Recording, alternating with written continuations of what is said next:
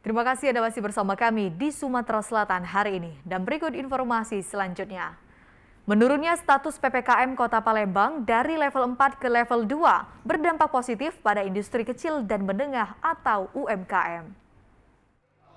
UMKM di Kota Palembang berangsur meningkat. Usaha kopi ini semakin dilirik karena dikolaborasikan dengan permainan catur. Konsep ini membuat warung kopi juga dijadikan arena bersilaturahim, termasuk dari kalangan atlet. Masih belum masih stagnan lah. Jadi kita sesuai dari PB Percasi juga mencari atlet-atlet muda. Nah, jadi itu yang mau kita geber. Kalau di Palembang sini cukup banyak atau gimana? Iya cukup. Cukup banyak ya? Jadi perlu juga lah mungkin pelatih-pelatih dari senior di sini ya membantu para atlet muda ini. Kafe ini dijadikan ajang melatih skill dalam permainan catur.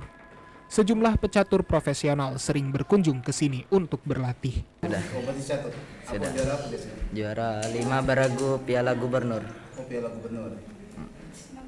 Terus datang ke sini nih, ini kompetisi apa yang dicari? Latihan atau apa? Juara. Juara. Tapi bermain dengan usia dewasa itu, sama mana komentarnya? Susah.